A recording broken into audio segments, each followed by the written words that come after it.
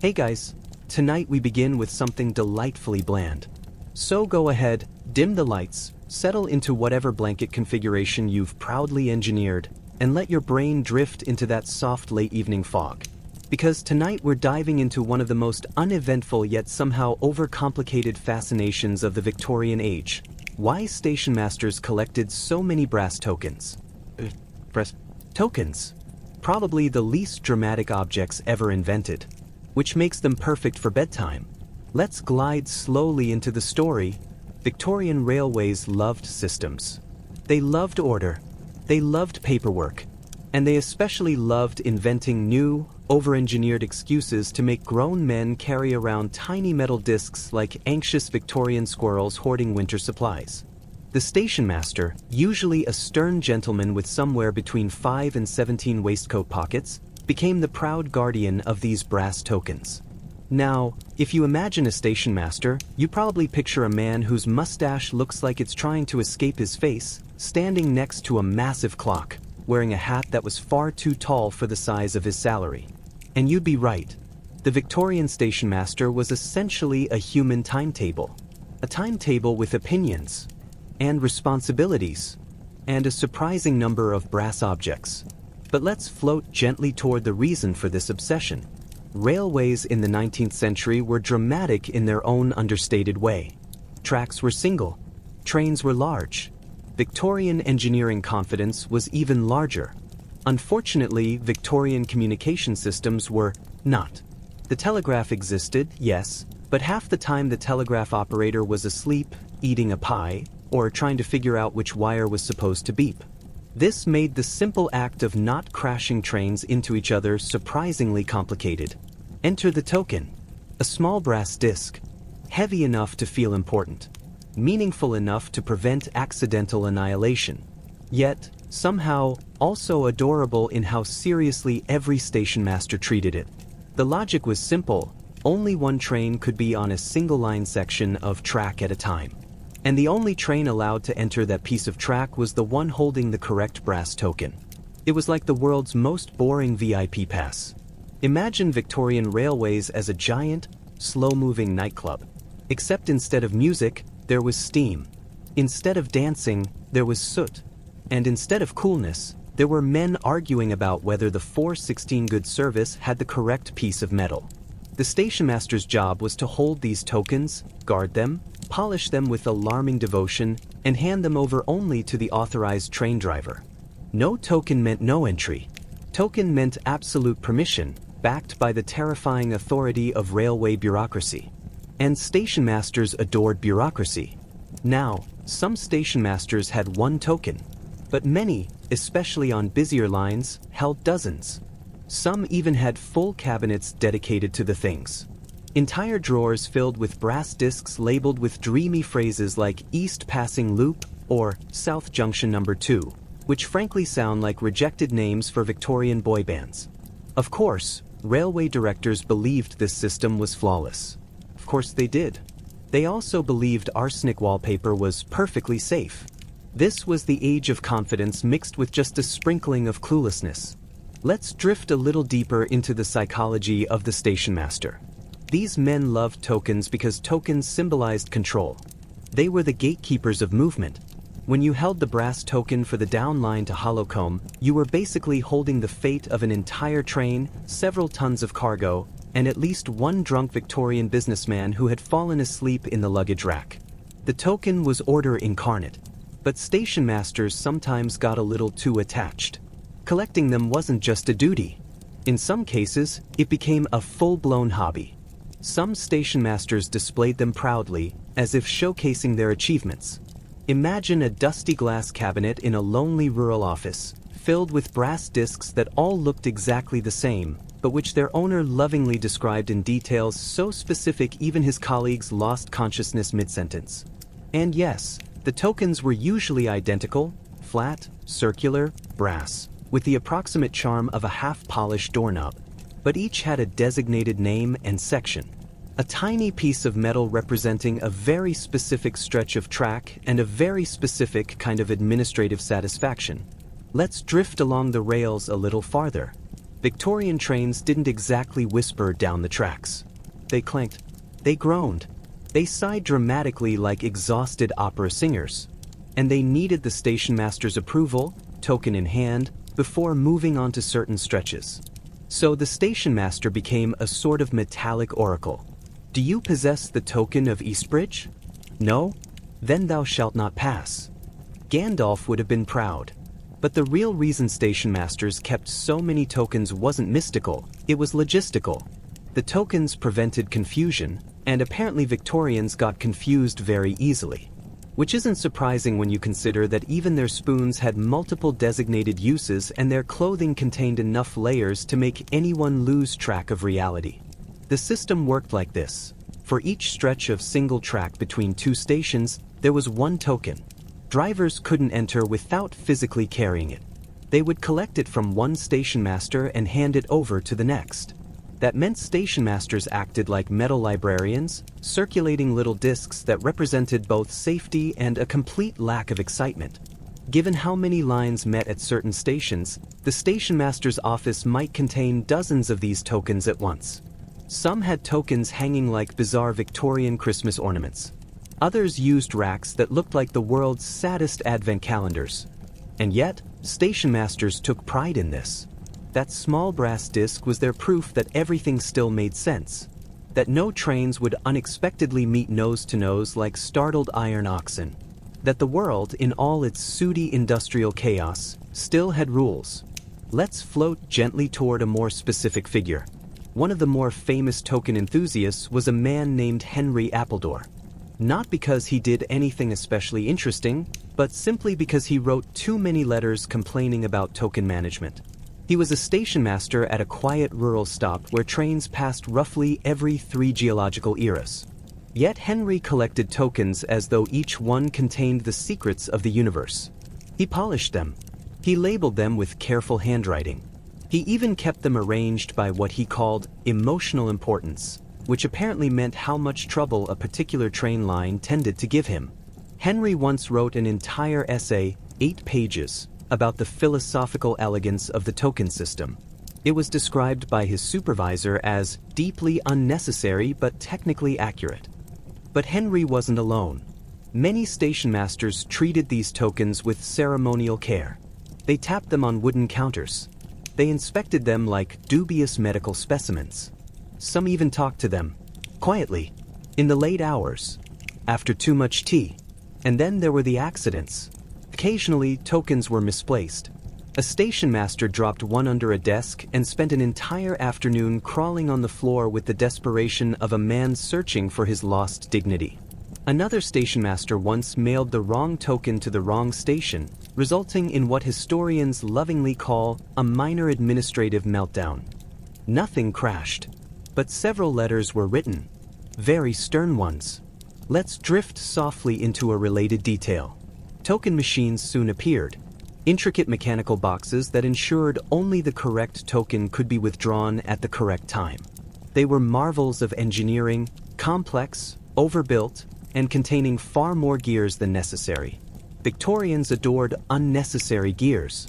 With token machines, stationmasters had even more brass to collect. Some kept retired tokens. Some made their own displays. One famously wore a token as a watch fob, which must have been the least fashionable accessory in recorded history. But despite all this devotion, the tokens weren't really meant to be collected. They were tools. Functional. Practical. But that didn't stop Victorian humans from becoming emotionally attached, because humans will form sentimental bonds with anything if left alone long enough in a quiet office with a coal stove. Let's float now toward a broader view. Railway safety in the Victorian era was, frankly, a patchwork quilt made out of hope, steam, and lightly guessed engineering. Trains were powerful, but the systems keeping them separated were charmingly fragile. The token system, despite being simple, was surprisingly effective. It dramatically reduced collisions on single-line sections. And stationmasters became its priests. Every token was a physical acknowledgement that someone, somewhere, had thought this through. A reminder that trains would glide safely past sheep fields and through lonely valleys without turning into accidental Victorian sculpture. And so stationmasters kept them, collected them, counted them, documented them, cherished them, even though they were, objectively, the world's least interesting collectibles. But that was the charm. Quiet, repetitive, metal reassurance in a world where industrial accidents were practically a national hobby. Let's float one last time through the calm corridors of Victorian railway life before we drift into Chapter 2. The stationmaster, standing in his office, coat smelling faintly of coal dust, pockets jangling softly with brass, was a man in perfect control of his tiny domain. And those tokens, polished, heavy, unassuming, were his companions. His responsibilities, his trophies. They were the lifeblood of the system, the symbols of order, the guardians of track and timetable. And also, of course, the reason he had to explain at least once a week why he had so many brass discs in his drawers. But that's Victorian life for you, always strangely complicated, always mildly dramatic, and forever accompanied by the soft clink of railway bureaucracy. Victorian stationmasters were generally considered respectable figures, community anchors, upright men with tidy mustaches and a strong moral relationship with punctuality. But beneath the polished boots and overstarched collars was an entire ecosystem of personal chaos, emotional repression, and the kind of domestic melodrama that Victorians pretended not to have while very much having it. And somehow, the brass tokens were always involved. Not romantically, thankfully, but symbolically, as if their personal lives and their professional rituals had fused into one long, mildly tragic, mildly comedic line of track. Let's drift toward one of the quieter cases, Edwin Stenton. Edwin was a stationmaster on the Northern Midland Line, a long stretch of countryside so flat and featureless that it made passengers question whether Britain actually had landscape variety or if it was all an elaborate rumor started by poets. Edwin lived in a tidy railway cottage, kept 3 potted ferns, and had the general air of a man who apologizes to furniture when he bumps into it. His downfall was not ambition, or scandal, or financial ruin. It was paperwork. Edwin adored paperwork. He filled out forms with the tenderness of a man writing poetry. He sorted, categorized, tallied, and filed until his desk sagged under the weight of administrative joy. And of all the objects he catalogued, none received more attention than his brass tokens. To Edwin, each token was a unique emotional experience. One represented a troublesome branch line plagued by cows that wandered onto the track with the suicidal confidence of livestock that had never read a timetable. Another token symbolized the steepest gradient in his district, which caused freight trains to ease up the slope like elderly accordion players. He kept notes, columns, entire ledgers, all describing his token's history of service. And while Edwin found comfort in this hobby, his wife, Margaret, did not.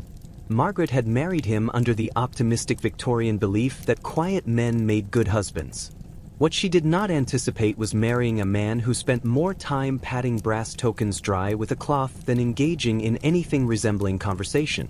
She often remarked, in that distinct Victorian passive-aggressive tone, that she wished he treated his children with the same enthusiasm he lavished upon discs of metal. Edwin would nod absently, polishing another token as though shining its reflective surface might reveal a way out of the conversation. Their domestic life became a gentle kind of tragedy.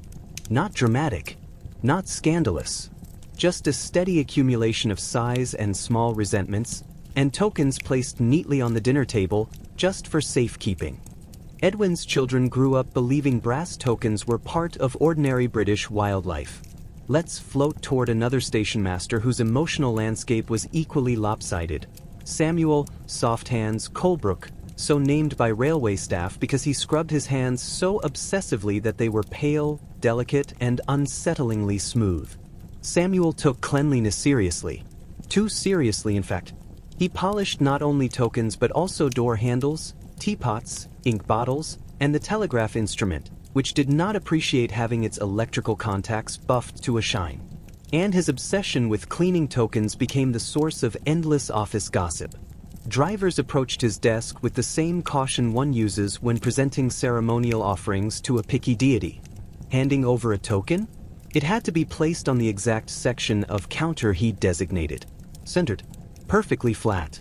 Not at an angle unless you wish to experience his slow, disappointed head tilt. Colleagues began calling his office the shrine. Samuel's personal life was only slightly stranger. He lived alone in a narrow terraced house, filled with doilies crocheted by an aunt who believed furniture should never directly touch air. Every table had a covering. Every shelf had a frill. Even his stove wore a decorative cloth, which was objectively unsafe but emotionally comforting. He arranged his tokens at home in a tidy velvet-lined drawer, ordered not alphabetically, not geographically, but by moral character, a metric that only Samuel understood. Yet, to his credit, Samuel never misplaced a single token in 28 years. His mind was a steel trap.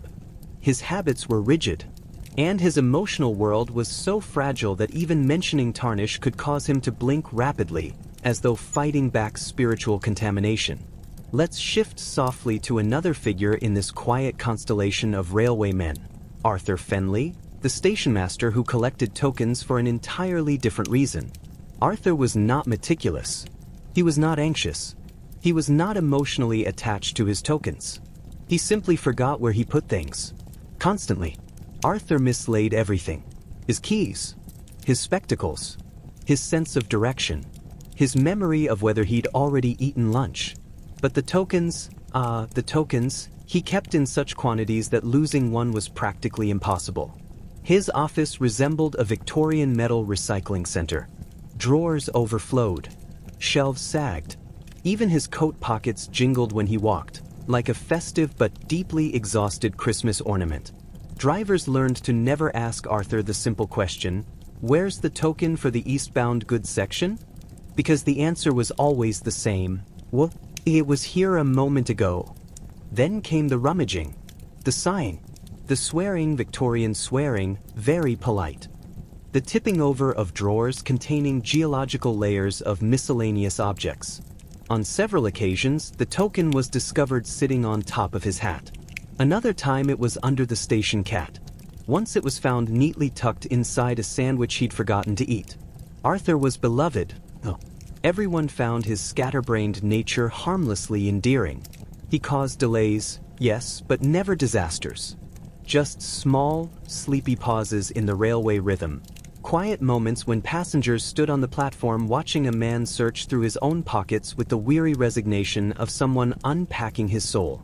Let's drift toward the more melodramatic side of token keeping.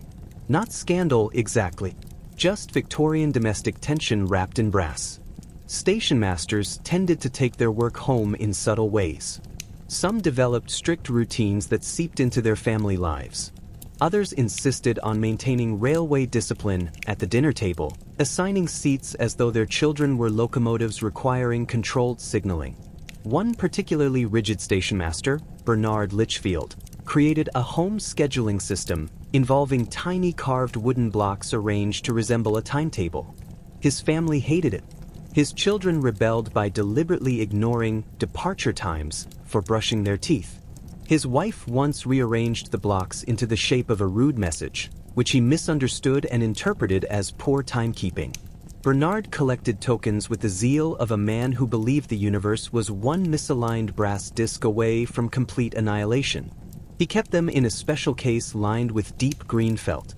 Family legend claimed he once woke up at 3 in the morning, convinced someone had moved one, only to discover he'd dreamed the entire scenario after eating too much mutton stew. Let's drift along to a more unusual example. Horace Dewberry, a stationmaster who collected tokens not for safety, not for organization, but because he believed each one absorbed the energies of the trains. Horace wrote long, rambling essays about the spirits of locomotion within each brass disc. He was a deeply eccentric man, which in Victorian England meant he was tolerated as long as he wore a hat in public and paid his taxes. He often held tokens up to the light, murmuring phrases like, "This one saw a troublesome passenger today," or, "The westbound token carries a restless aura."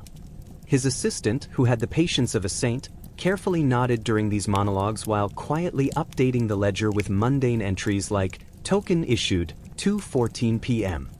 Horace's house contained shelves dedicated to brass objects of all varieties, doorknobs, drawer pulls, coins, discarded bed warmers, all arranged in solemn ranks like soldiers ready for inspection.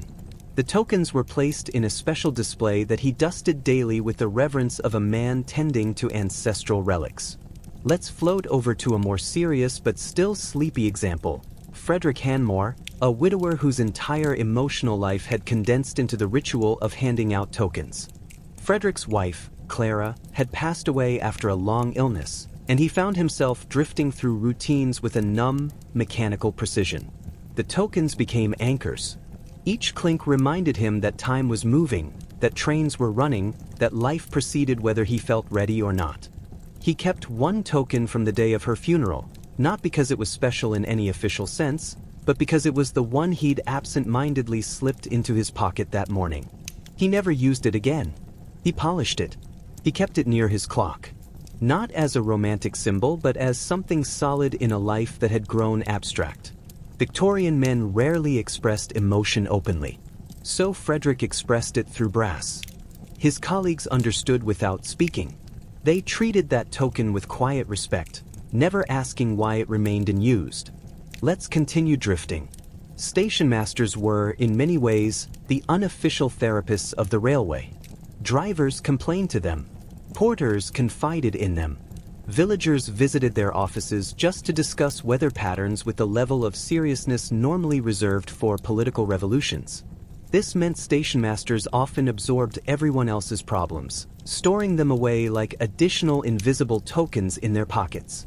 And sometimes this made them hold onto the actual tokens even tighter, because these little brass discs represented predictable order, something that made sense, something that behaved according to rules, unlike the rest of Victorian life, which was an unpredictable soup of illnesses, social obligations, and the eternal struggle to keep soot out of one's clothing. Let's drift toward one last story in this chapter. Charles Winford, known affectionately as the human timetable. Charles collected tokens because he believed every one was a reminder of duty fulfilled. He kept a journal documenting every train that passed through his station over 30 years.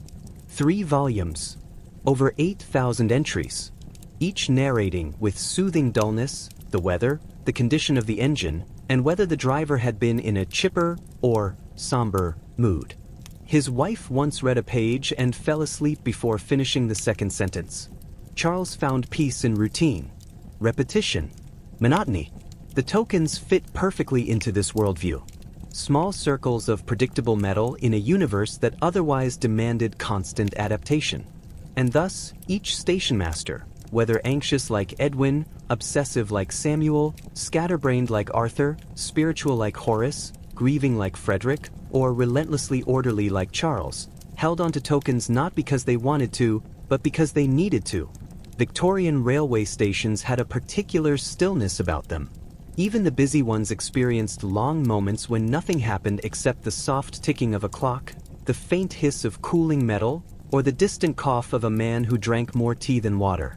And at the center of these quiet pockets of existence sat the stationmaster's office, a room that managed to be both extremely important and utterly uneventful at the same time. Let's drift into one of these rooms.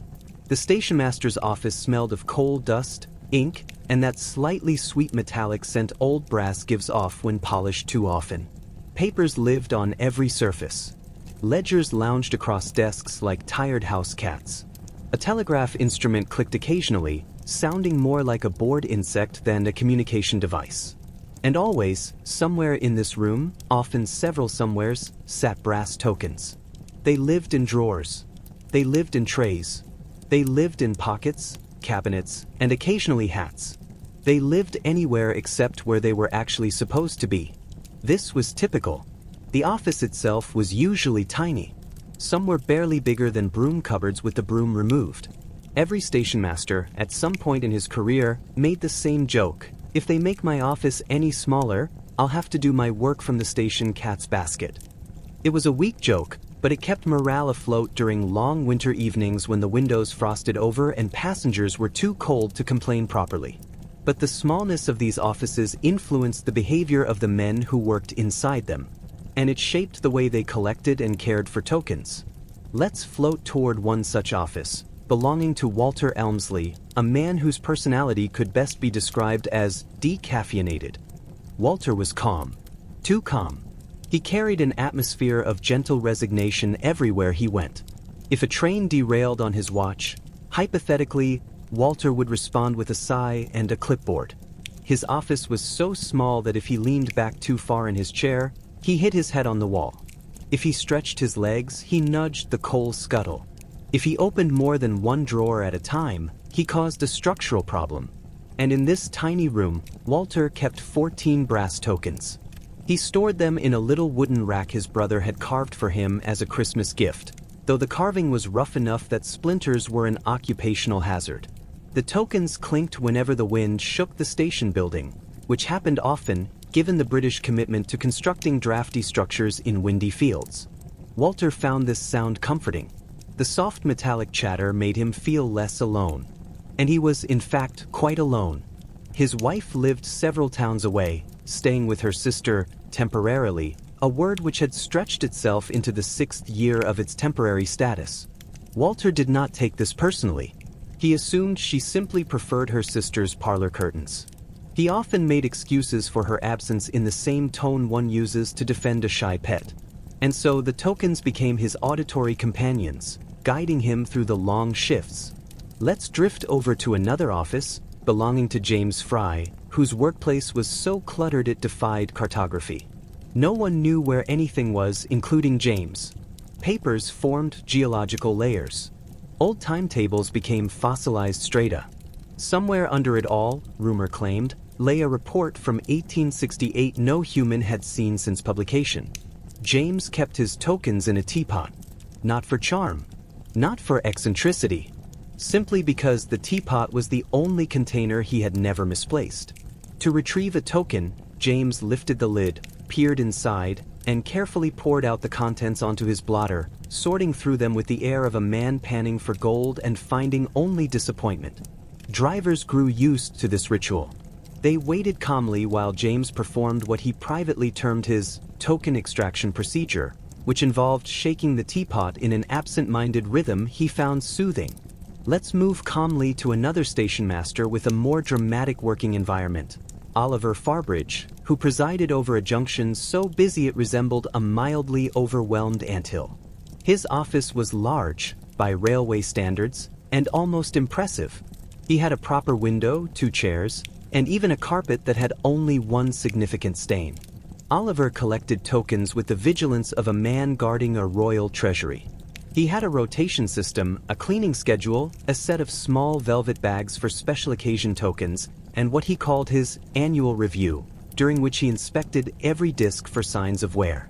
He took great pride in this work, perhaps too much pride. His personality was built entirely from ironed uniforms and rigid expectations. Everything had to be in its place. Everything had to run on time. Everything had to follow rules. And so the tokens became physical manifestations of the order he craved. But his home life was less orderly. He had 4 sons, each progressively louder than the last, and a wife whose patience evaporated annually around Michaelmas.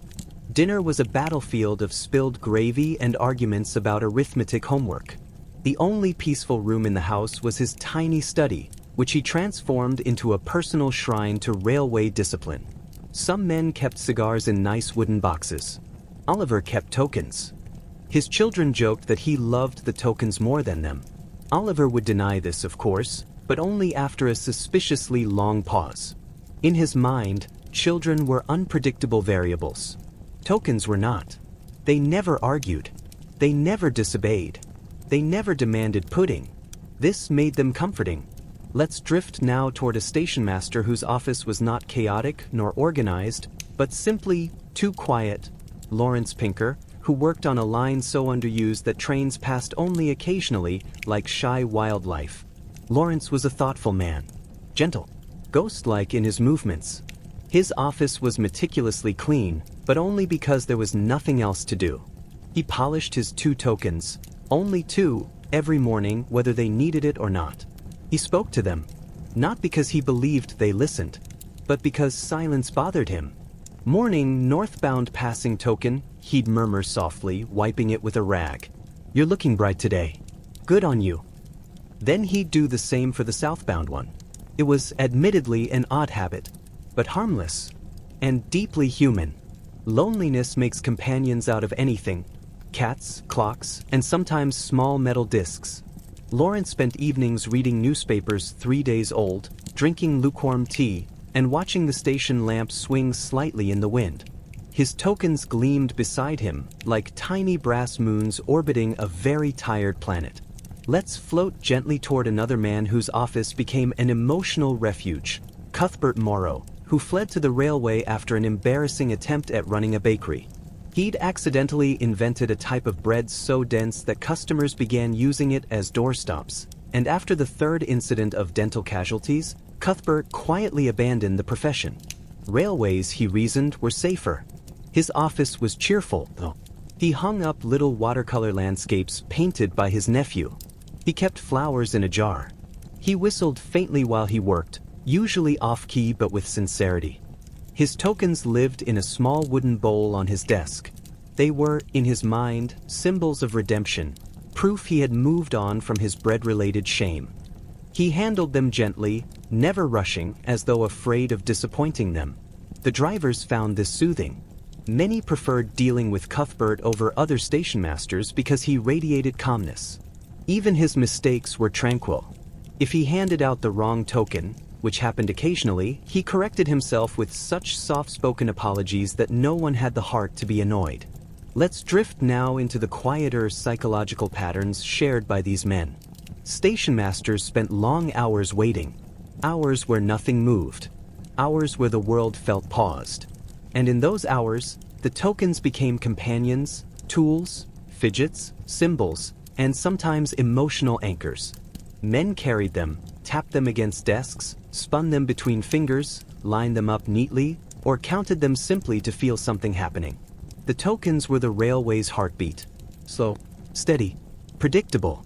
The Victorian era was full of uncertainties: illnesses, financial instability, political arguments, surprising fires, but the tokens stayed the same. Unchanged, circular, solid. It's not surprising they formed attachments. Let's drift to the wider network of these lonely offices.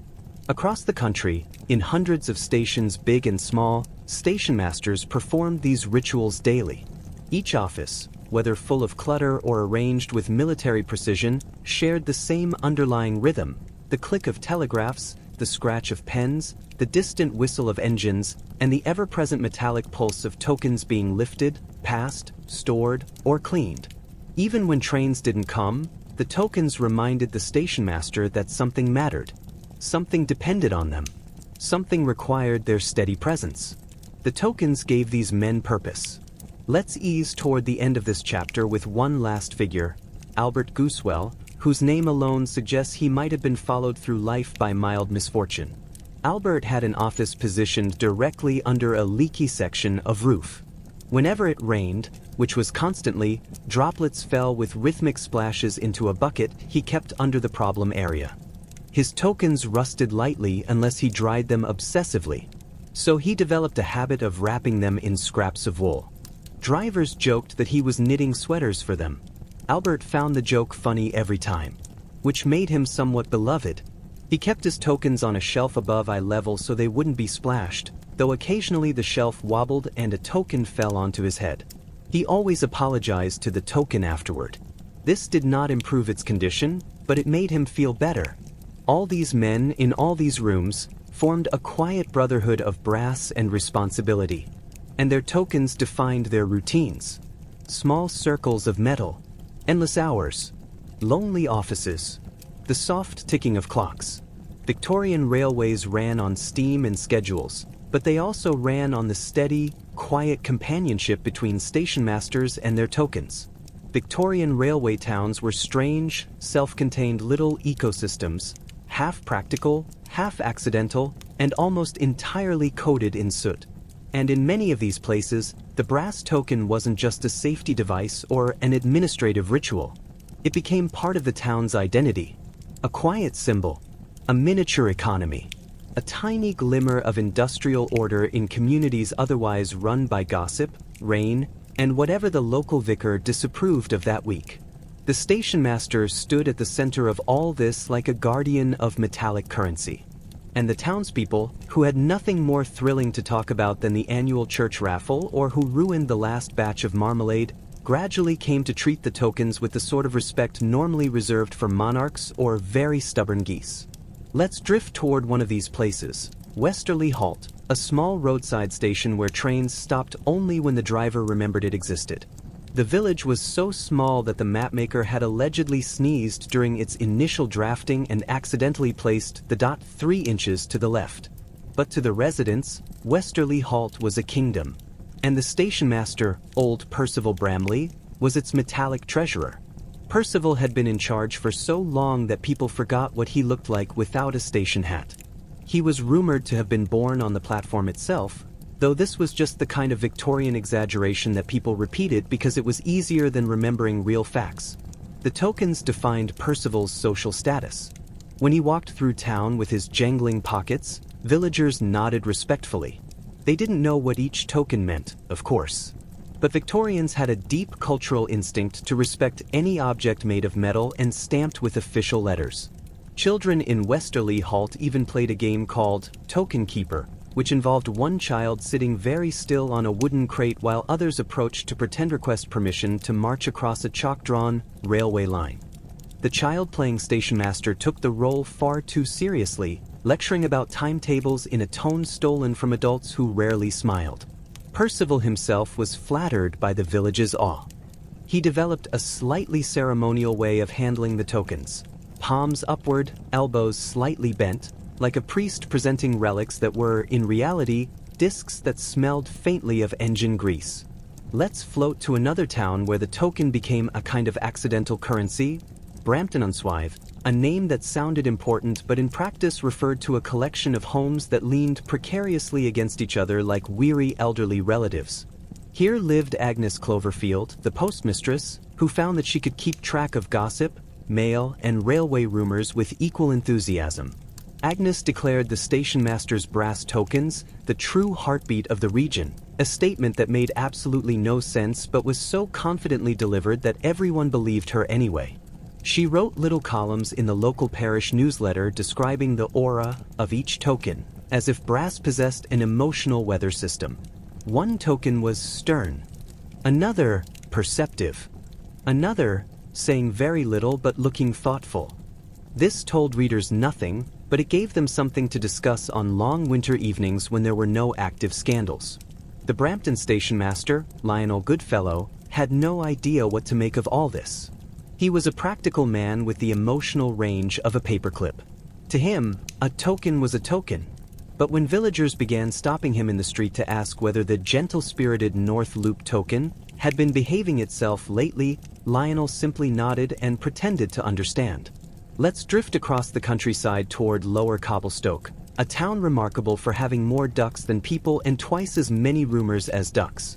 Lower Cobblestoke stationmaster, Morris Piddington, kept his tokens in a small wooden drawer that squeaked whenever opened. The townspeople interpreted that squeak as a sign of bureaucratic importance.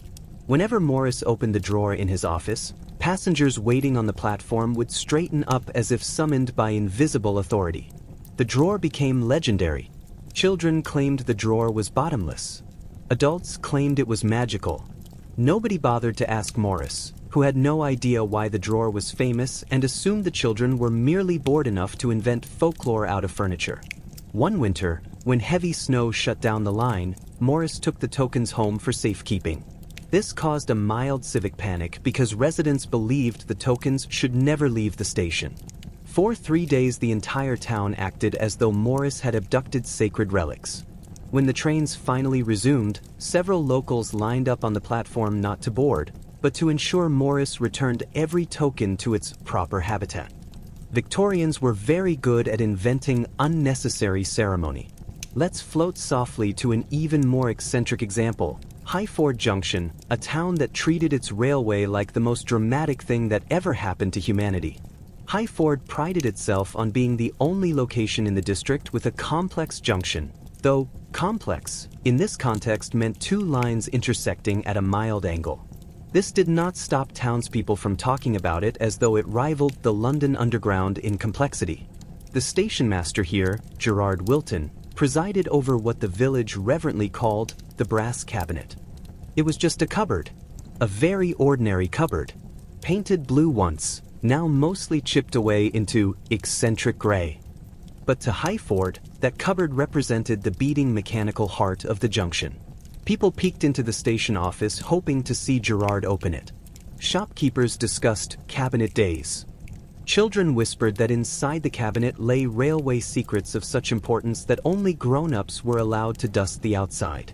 Gerard, who had the unhurried manner of a man permanently 2 minutes behind schedule, didn't particularly worship the cupboard. But he did polish its handle once a week to maintain appearances. The polishing ritual made him look authoritative. And that was enough for Highford. Let's drift now into the unexpected realm of brass theft, which was less dramatic than it sounds. Victorian rural towns didn't have much crime. The occasional stolen chicken. A bicycle borrowed, temporarily, and returned in worse condition. And sometimes a token borrowed as a keepsake. This happened in Linton Beck, a small town where boredom hung in the air like a low fog. The stationmaster, Howard Melling, discovered that one of his brass tokens had vanished. He panicked. Naturally, no stationmaster wanted to explain a missing token to the district superintendent, who spoke in a tone so dry it could dehydrate a man at 10 paces. Howard searched everywhere. Drawers, shelves, coat pockets, tea tins, the local cat. But the token was gone. 3 days later, a sheepish 12-year-old boy wandered into the station holding the token, looking like a criminal returning the crown jewels. He confessed that he had taken it because it looked shiny and intended to return it immediately, but became nervous that it would explode. The boy was scolded. Not for stealing. Victorians expected children to engage in light petty mischief, but for mishandling official railway property, which, in the moral hierarchy of the era, ranked somewhere between sacred trust and object that must never be sullied by childish fingerprints. The token was restored to its proper place. Howard wrote a report so detailed that it required its own table of contents. The superintendent replied with a single sentence: "Do not allow children to remove tokens." Which, admittedly, was reasonable advice. Let's shift softly toward another town where the tokens entered the cultural bloodstream. Northwick Fold, a hamlet so damp it seemed permanently marinated in drizzle. Here, the stationmaster Clive Weatherby kept a ledger tracking every transfer of tokens, something required by railway rules but taken to an art form by Clive, whose handwriting was described as the neatest form of self-punishment imaginable. Villagers considered the ledger a masterpiece. The vicar once requested permission to include a sketch of it in a church exhibition entitled Orderliness and Other Virtues. Clive declined, not out of modesty but because he suspected the exhibition room might be too humid. Clive's devotion to token documentation trickled into village culture. Soon, local shopkeepers began keeping ledgers modeled after his. The butcher recorded morale levels of sausages. The cobbler carefully noted which customer had the most troublesome heels. The baker listed the emotional qualities of each loaf, using phrases like quietly dignified crust or melancholy crumb. It was all very unnecessary, but it made the town feel important. And it all started with brass. Let's drift further into the sleepy landscape of token-centric towns. In Scallowby Green, the tokens became something of a social measuring stick. The stationmaster, Reginald Toombs, was invited to every important event, weddings, market openings, the annual goose parade, because people wanted the prestige of having someone who holds the tokens in attendance. Reginald took this role seriously. He attended everything. He smiled politely. He made speeches that never exceeded 15 seconds. He always brought a token with him, never the same one twice, because townspeople felt reassured by their presence. It got to the point where someone embroidered a tablecloth featuring small circles labeled with track names. When Reginald visited for tea, they placed it on the table as though preparing for a ceremonial tasting. Meanwhile, Reginald himself viewed all this as mildly baffling but pleasant enough. In his diaries, 3 thick volumes filled with extremely level observations, he wrote, "People continue to value the tokens at a rate disproportionate to their material composition. I suppose this is harmless." Victorian understatement at its finest. Let's float to one final town, Crockford Vale, which embraced the tokens with almost religious enthusiasm. The stationmaster, Duncan Marsh, was a quiet man who spent most of his free time carving small wooden animals. But the town believed him to be a figure of immense railway power. The tokens he kept were treated like artifacts. People claimed they hummed faintly with train energy, a phenomenon that was probably just drafts blowing through poorly fitted station windows. A local pub even named a drink after the tokens, the Brass Drop, which tasted vaguely metallic and was somehow popular among men who claimed to appreciate industrial flavors. Duncan didn't understand any of it. He simply issued tokens, collected them, logged them, and went home to carve wooden otters. But Crockford Vale adored him, because Victorians, with their love of ritual and hierarchy, could transform even the humblest object into a symbol of community life. And in these tiny railway towns, wet, sleepy, slow, but deeply proud, the brass token became more than a safety tool. It became culture, identity, comfort, routine, a quiet reassurance that the railway and life continued its steady, predictable rhythm. Victorian stationmasters rarely fought in any dramatic sense. There were no duels at dawn, no fistfights beside steaming locomotives, and certainly no flamboyant rivalries played out across the pages of the Illustrated London News. Instead, their conflicts were gentle, simmering, and perfectly boring, ideal for bedtime, and almost always centered in one way or another on those brass tokens. The average Victorian workplace was a stew of unspoken tension. After all, this was an era where emotional expression was considered a medical risk. So instead of yelling or confronting each other openly, stationmasters developed an entire landscape of subtle, delicate feuds that stretched on for years. Slow-burning grumbles, soft sighs, occasional raised eyebrows. Nothing that would wake anyone up. And the tokens, petty little circles of authority, were at the heart of many of these disagreements. Let's drift into one of the more famously unremarkable rivalries, the case of the duplicate token register, involving 2 stationmasters named Lionel Withers and Gerald Harbrook. Lionel managed the northbound junction. Gerald oversaw the southbound line. Their stations were 2 miles apart, connected by a single track that wound lazily across farmland, as if the engineers had simply drawn a line on the map while half asleep. The arrangement required cooperation, polite communication, mutual trust. Unfortunately, Lionel and Gerald despised each other in the extremely quiet Victorian way. The conflict began over record-keeping. Lionel believed in neat handwriting. Gerald believed legibility was optional. Lionel used blue-black ink. Gerald used whatever color was closest to his hand, including once, disastrously, red. Red ink signified errors in Victorian paperwork. Seeing an entire page written in red caused Lionel to make a small, strained noise that his wife later described as the sound of a deflating moral principle. The situation worsened when Gerald began keeping his own, entirely separate token register for personal efficiency. Lionel argued that there should be one authoritative register. Gerald argued that variety was healthy. Lionel complained to the regional office. Gerald complained to the regional office. The regional office wrote back with a long paragraph advising everyone to calm down and follow procedure. Neither agreed to anything. For 6 years, the 2 men kept parallel registers, often recording the same train with slightly different descriptions. One noted the weather as mildly cloudy. The other noted it as mostly agreeable sky. Both were correct. Both were stubborn. Both refused to compromise. Eventually, inspectors visited, looked at both registers, sighed deeply, and declared that both men were being pointlessly meticulous. Lionel took this as an insult. Gerald took it as a compliment. The feud never resolved. It simply faded into retirement. Let's drift to another rivalry, softer, sadder, and slightly funnier. Miss Clara Hensford and Mr. Tobias Brackett worked on a coastal branch line known for fog so thick that passengers sometimes claimed to taste the ocean. Miss Clara was one of the few female station masters in the country, a rarity achieved mostly because the railway company had forgotten to replace her late father, and Clara simply continued doing the job until everyone accepted it.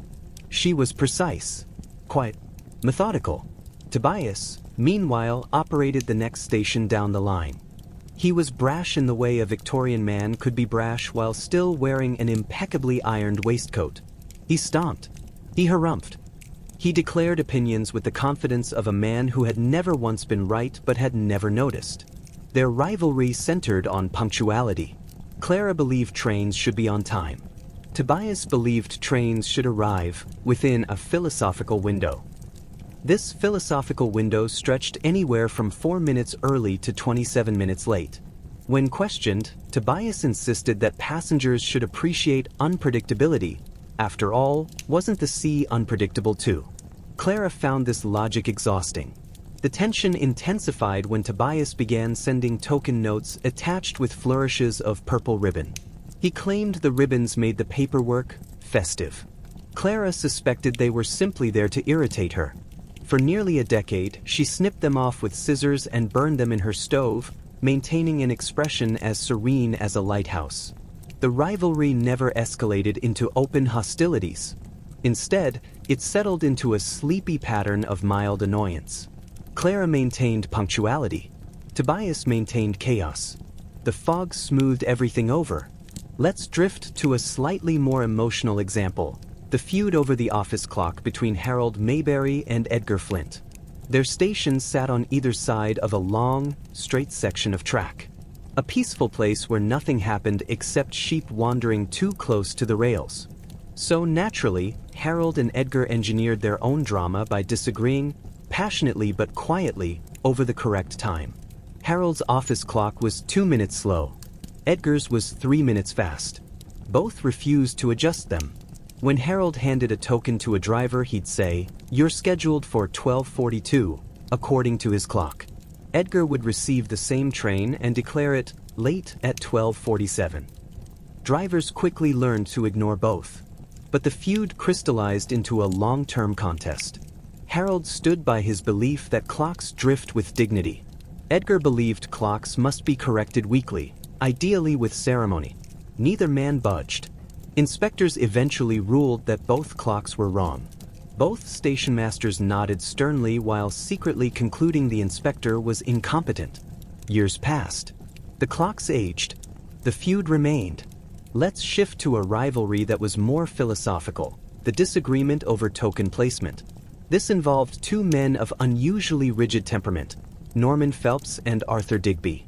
Norman believed tokens should be placed squarely in the center of the counter when handed to a driver. Centering them, he argued, encouraged stability, order, and uniformity of movement. Arthur insisted tokens should be handed directly into the driver's hand, because a token belongs to the living, not the countertop. They debated this weekly, with decorum, with footnotes, with diagrams. Eventually, the regional manager wrote a memo stating that either method was acceptable as long as the token physically reached the driver. Norman considered this memo a tragic moral blow. Arthur considered it an act of liberation. Norman began centering the tokens even more aggressively. Arthur began handing them over with theatrical flourish. No one else cared. Let's float toward a rivalry that was essentially an ongoing misunderstanding: the case of the temperamental telegraph between Beatrice Lyle and Miles Penthorne. Their stations were linked by a telegraph line that had a habit of malfunctioning whenever the weather turned even slightly dramatic, which, in Victorian Britain, meant constantly. Beatrice believed Miles was sending incomplete messages. Miles believed Beatrice was receiving them incorrectly. In reality, the telegraph wires sagged in the middle and occasionally rested on a damp tree branch, causing half the signal to wander off into the atmosphere. But Beatrice and Miles blamed each other. Softly, politely, endlessly. Their rivalry survived the replacement of the wire, two new telegraph instruments, and one very confused inspector who could not understand why both operators wrote everything twice. Let's drift toward a more humorous example, the great token shining contest between Leopold Canning and Rufus Hartley. Leopold believed tokens should shine like miniature suns. He polished them daily, sometimes twice a day, using a cloth woven from a secret combination of cotton, optimism, and whatever magical cleaning method Victorians loved to invent. Rufus considered polishing excessive. "A token is a working object," he'd say, "not a looking glass." The rivalry escalated after Leopold accused Rufus of symbolic neglect for handing over a token with a smudge. Rufus retaliated by deliberately overpolishing one token until it resembled a soft focus hallucination and handing it to Leopold with a smile that carried 6 different forms of sarcasm. The contest continued quietly for years. Passengers noticed none of this. Drivers noticed only that the tokens were either dazzling or extremely normal. Let's drift to another gentle rivalry, the debate over whose station cat was better. Many Victorian stations had cats. They controlled mice, soothed anxious porters, and stared disdainfully at passengers. But stationmasters turned them into status symbols. 2 men in particular, Alfred Bowden and Clifford Marsh, each claimed their station's cat was superior. Alfred's cat, Hector, had once chased a pigeon all the way into the ticket office. Clifford's cat, Muffin, had slept on the telegraph table without ever disrupting the signal needles. Alfred claimed Hector had a noble profile. Clifford claimed Muffin had a contemplative soul. The rivalry grew so entrenched that when Hector once wandered to Clifford's station, Clifford declared it a diplomatic incident. Alfred retrieved him with the gravity of a father reclaiming a kidnapped heir. Muffin slept through the entire event. Let's drift further into yet another rivalry, this one oddly poetic. The argument over foghorn scheduling between Willoughby Trent and Percival Smeath. Fogs surrounded their stations for nearly half the year. To maintain safety, a foghorn system was used to signal drivers when visibility dropped below a certain threshold. Willoughby believed the foghorn should sound on a strict schedule. Percival believed it should be used only when absolutely necessary. Willoughby said discipline prevented confusion. Percival said unnecessary noise irritated cows. When a particularly thick fog rolled in one winter, both men took their positions. Willoughby sounded the foghorn every 30 minutes. Percival refused to sound his at all. Drivers passed between the 2 stations shaking their heads, unsure whether they should feel guided or abandoned. After that, inspectors declared both approaches flawed. Willoughby nodded gravely, adjusting his foghorn chart. Percival shrugged and fed a carrot to a horse. Let's move gently toward a rivalry that was almost tender in its quiet absurdity. The dispute over tea strength between Douglas Merton and Felix Swallow. Douglas brewed tea so strong it could practically stand up on its own. Felix brewed tea so weak it resembled the ghost of tea. Their feud began when Douglas took a sip of Felix's brew during a joint inspection and declared it barely an infusion. Felix countered by calling Douglas's tea violent. Drivers took sides. Porters whispered preferences. Even passengers occasionally weighed in without knowing why. The rivalry continued for years, expressed through passive-aggressive teapot placement, sarcastic use of sugar, and mutual suspicion of anyone who drank tea at the opposite station. And finally, let's drift toward the most gentle rivalry of all, the battle for the cleanest station, involving Miss Winifred Ashcombe and Mr. Lionel Torrens. Both kept immaculate stations. Winifred swept hourly. Lionel dusted every surface with an almost artistic touch. Their platforms gleamed. Their offices sparkled. Their token boxes could have been used for surgery. Their rivalry had no animosity, no bitterness, just silent dedication. Passengers praised both stations. Railway inspectors wrote glowing reports. And each quietly tried to outdo the other, not for glory, but for the satisfaction of being ever so slightly tidier. Their rivalry never ended. They simply kept cleaning until retirement. And so the Victorian railway world drifted along on mild disagreements, gentle resentments, and quiet competitions, the perfect balance of monotony and humanity. No shouting, No scandal. Just soft, slow-burning feuds shaped by brass, tea, fog, cats, and clocks. Exactly the kind of sleepy drama that helped the railways run. Victorian stationmasters lived inside a world that looked perfectly orderly from the outside. Trains ran on time, whistles blew with crisp predictability, platforms bustled, and timetables clicked along like clockwork. But beneath that surface, there existed an entire social underworld. A hierarchy so subtle, so restrained, and so deeply petty that even the quietest railway cat could sense the tension. And yes, brass tokens were right at the center of it. To the public, all stationmasters looked identical. Tall hats, crisp uniforms, solemn dedication. The average passenger would have assumed they all shared equal status, like a tidy row of British chess pieces. But among stationmasters themselves, the ranking system was as elaborate, opinionated, and emotionally charged as any aristocratic court. Just without the castles, or wealth, or glamour. Mostly it was just men arguing about track gradients. Let's drift gently through this sleepy social ladder. The invisible status ladder of brass. At the top of the hierarchy were the stationmasters who controlled junctions. Junction men held power, responsibility, stress lines, and most importantly, the most tokens. Junction stations were the beating heart of Victorian rail operations.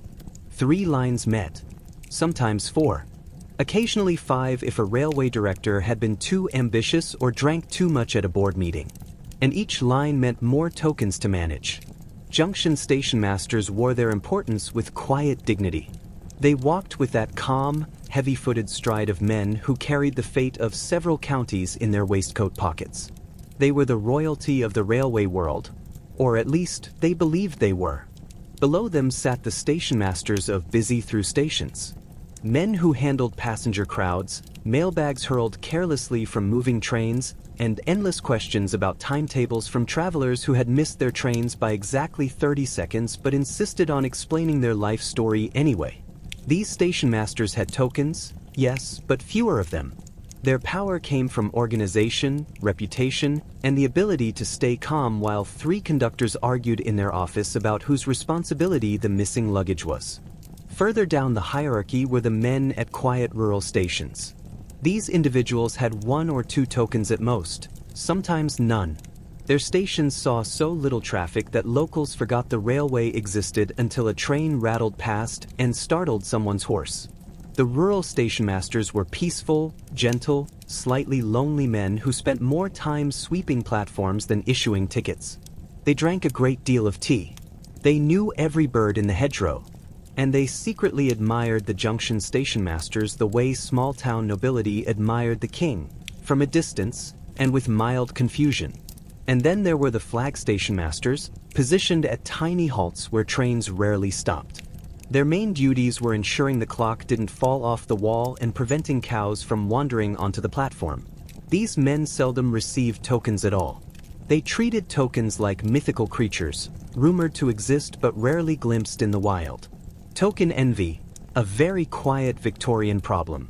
Although no one admitted it, many stationmasters experienced a quiet but persistent sense of token envy.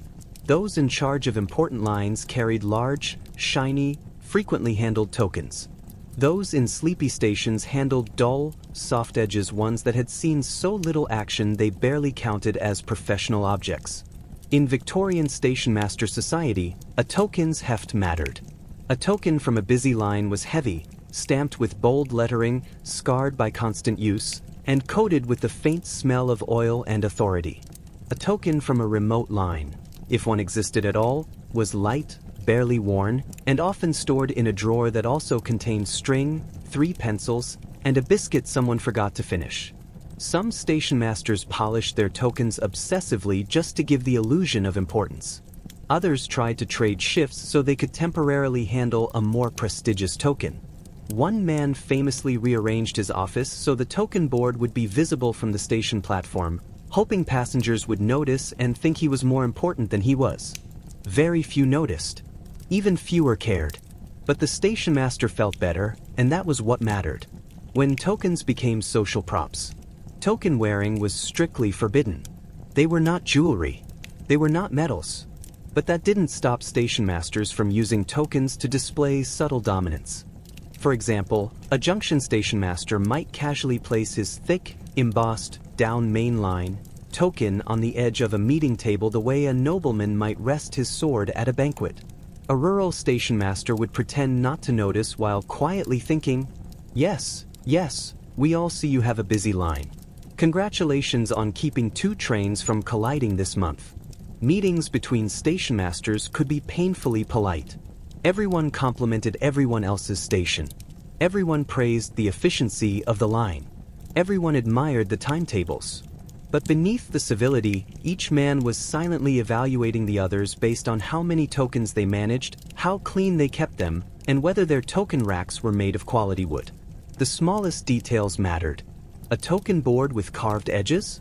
Prestigious. A board made of plain pine? Functional but unimpressive. Tokens arranged perfectly symmetrically? A man of taste. Tokens hung at slightly uneven angles?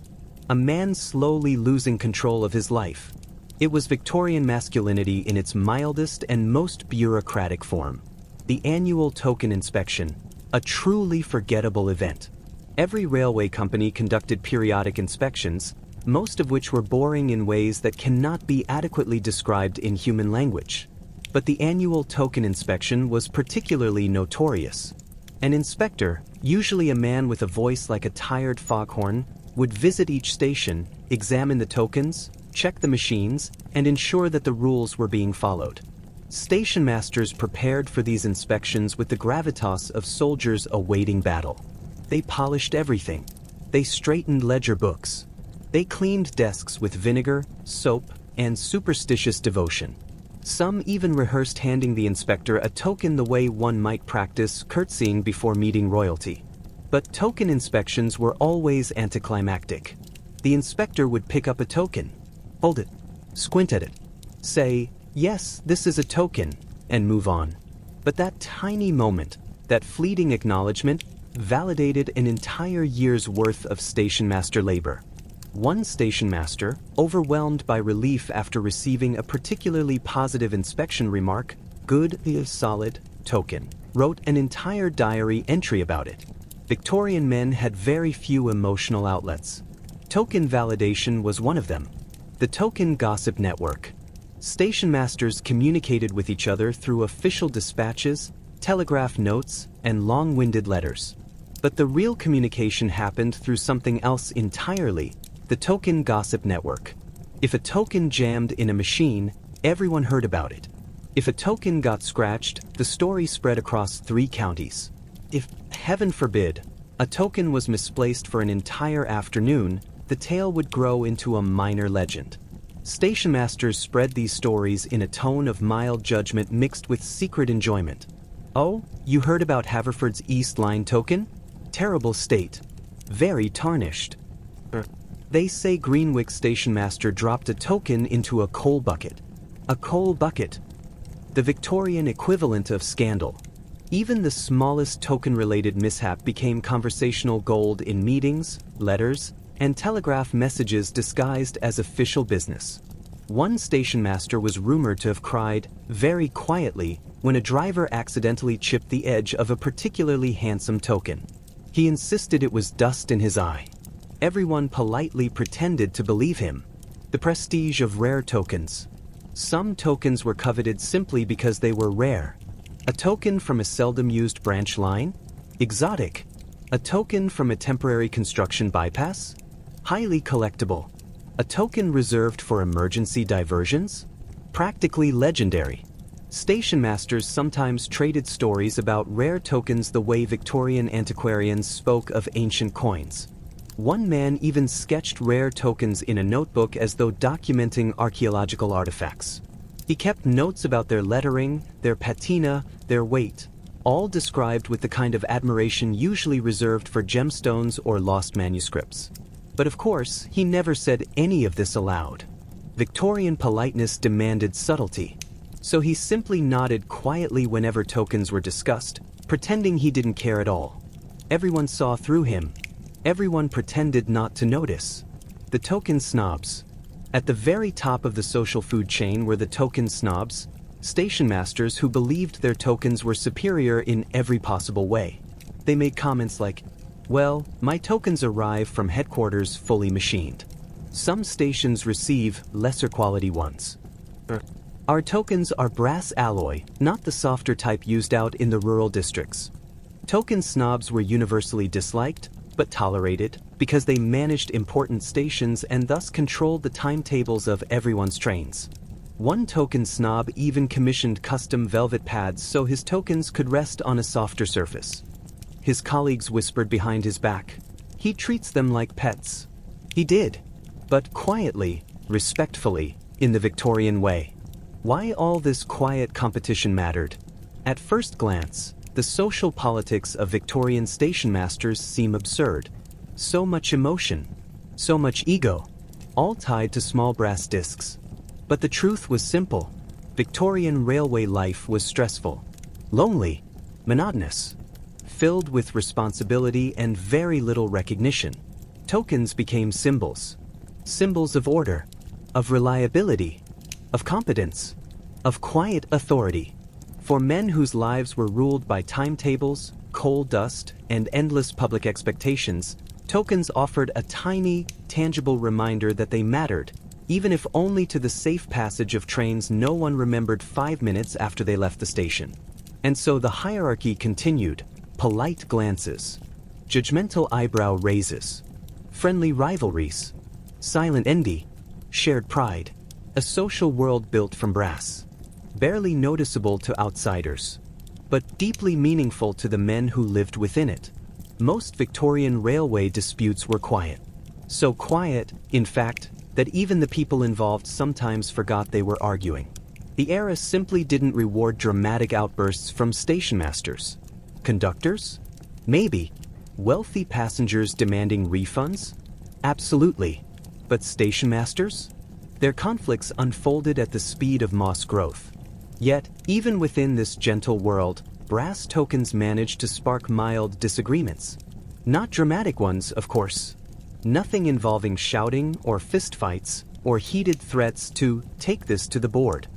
More like long silences, raised eyebrows, or a particularly sharp exhalation through the nose.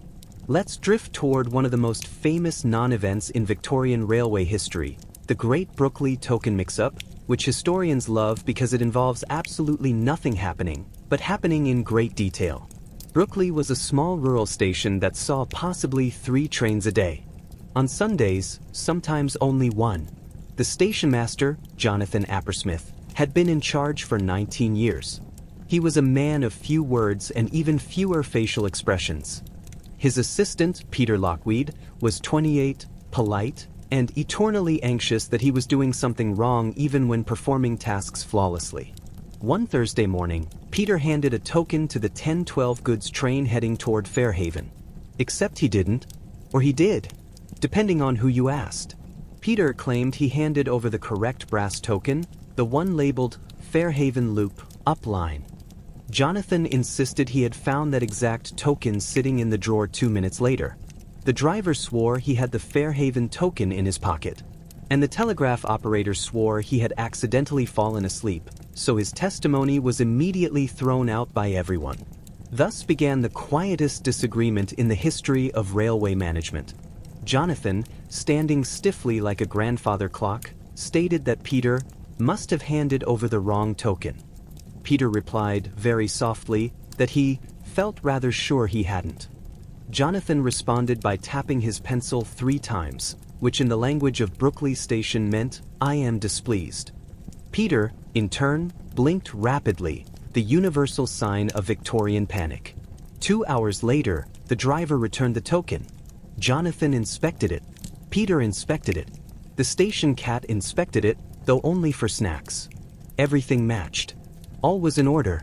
And the entire dramatic episode faded into nothingness, leaving behind only 3 mildly unsettled men and a telegraph operator who genuinely had no idea anything had happened. Let's move to another soft dispute involving a man named Alfred Blow, stationmaster of Little Thornshaw, a stop that existed almost by accident. Something about a lord insisting on a station near his estate because he disliked walking uphill. Alfred was known for having opinions. Mild ones, but opinions nonetheless. He believed tokens should be handled with gloves. Silk gloves, specifically. His reasoning was simple. Human fingers left smudges, smudges led to tarnish, and tarnish led to moral decline. That's how he put it, at least. When he explained this to his supervisor in a 7-paragraph letter, the supervisor replied with a note so short it could barely support itself on paper: use common sense. But Alfred never trusted common sense. He trusted gloves. The problem arose when a new driver, Thomas Riddell, accepted a token directly into his bare hands. Alfred gasped, visibly, as though witnessing architecture collapse. He insisted Thomas return the token immediately. Thomas, confused but obedient, handed it back. Alfred put on a fresh pair of gloves. He changed them 4 times a day and presented the token again with solemn gravity. Thomas took it again. With bare hands, Alfred gasped again. This ritual repeated itself twice more before Thomas began laughing softly under his breath. Not mockingly, just exhausted by the interaction. Alfred took offense. Mild offense. The kind of Victorian offense that results in cold tea service and a subtle tightening of the jaw. For 3 entire weeks, Alfred wrote increasingly emotional diary entries about the incident, describing Thomas's hands as recklessly natural. No disciplinary action was ever taken. No memo was written. The trains ran as scheduled. But little Thornshaw carried the whisper of that moment, the scandal of skin-touching brass, for several seasons. Let's drift onward. Other disputes centered not on the tokens themselves, but where they were stored. Some stationmasters used wooden drawers. Some preferred velvet pouches. A few stored them on hooks, like metallic fruit hanging from a bureaucratic orchard. At North Mangold Station, Stationmaster Ernest Pauck kept his tokens arranged on a circular rack. His assistant, Gerard, believed the tokens should be stored alphabetically to avoid confusion. Ernest disagreed, and passionately so, though passionately, in his case, meant he raised the volume of his voice from quiet to slightly above quiet. Gerard argued that alphabetical order was logical. Ernest countered that alphabetical order was an invention of people who couldn't appreciate the natural symmetry of the railway. What this meant was unclear, but Ernest said it with the confidence of a man who wanted to win the argument simply by sounding philosophical. The disagreement lasted 5 months. 5 entire months. During that time, tokens were occasionally misplaced, though politely so, only within the immediate vicinity of the rack. They were never lost, merely uncooperatively positioned. Eventually, the dispute resolved itself when Ernest retired early due to unspecified fatigue. Gerard assumed control and alphabetized the tokens within the hour. The universe, as far as anyone could tell, remained unchanged. Let's drift toward an example involving actual written letters, though still not enough for a scandal. On the Great Western Line, 2 neighboring stationmasters, Harold Munsford and Victor Longley, disagreed over the scratched condition of a particular token that passed daily between their stations. Harold claimed Victor's staff were mishandling it. Victor insisted Harold's staff were overpolishing it.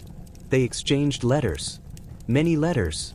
Beautifully formal, rigidly polite, and deeply passive-aggressive.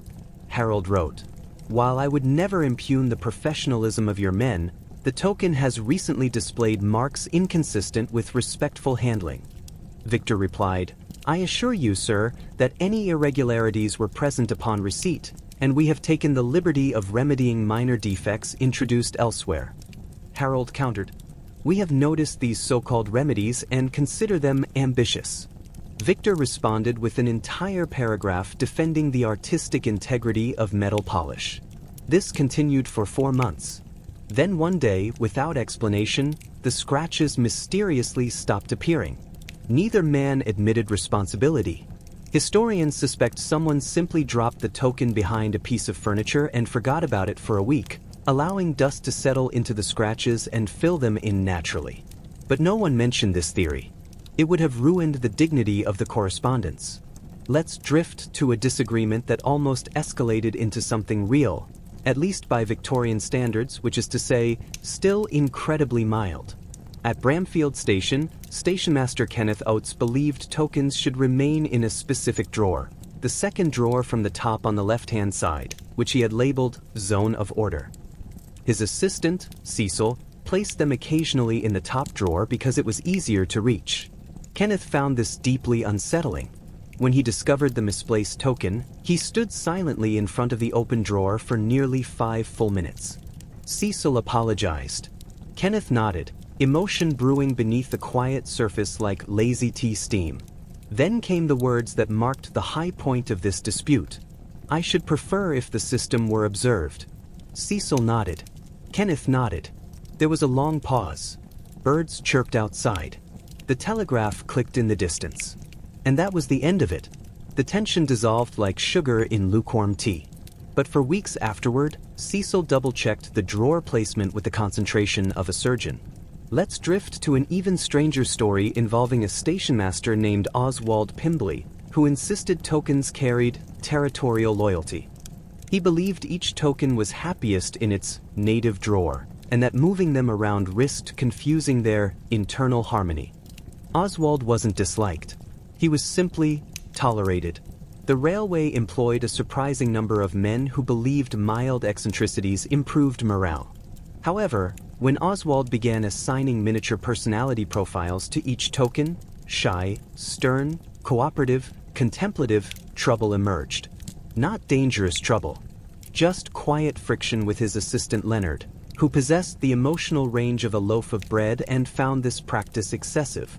Leonard, attempting diplomacy, once suggested that perhaps tokens didn't have personalities. Oswald stared at him for a long moment, then said, "One day, you'll hear them too." Leonard did not, in fact, ever hear them, but he learned to nod at appropriate moments. Let's move softly onward. One of the more well-documented railway disagreements occurred not over the tokens themselves, but the keyring some stationmasters tried attaching to them. The railway board strictly discouraged modifications, but certain men insisted the tokens were easier to grip with added hardware. This resulted in a brief flurry of memos titled with such thrilling lines as, "On the question of unauthorized rings affixed to brass tokens, 1873. Arguments rose quietly. Was it practical? Was it improper? Was it aesthetically displeasing? The board ultimately banned the practice, citing unnecessary ornamentation. It was perhaps the closest the Victorian Railway ever came to expressing a fashion opinion. Let's drift to one last micro-conflict, the shelf debate of Chelming Cross. Stationmaster Edgar Mawell installed a new shelf for token storage. His predecessor, Rupert Briggs, retired but lived 2 houses down and frequently visited to ensure standards. Rupert insisted the old table was perfectly adequate. Edgar preferred the shelf, which aligned with his taller stature.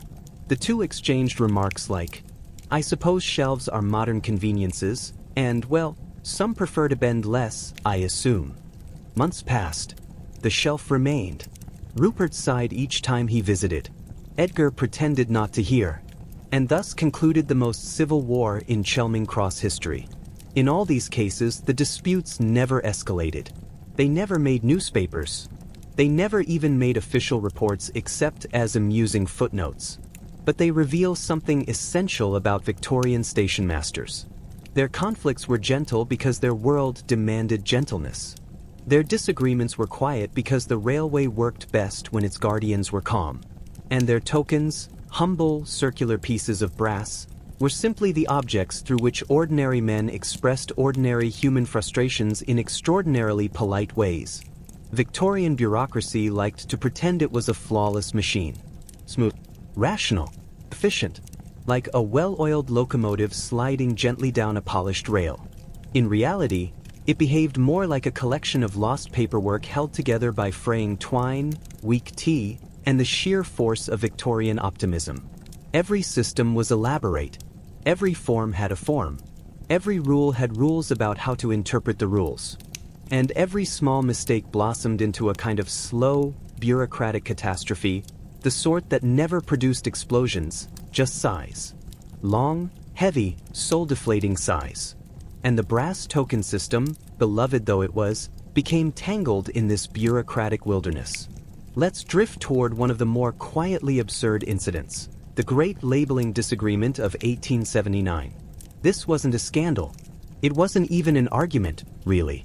It was more like two elderly clerks debating the metaphysical significance of punctuation.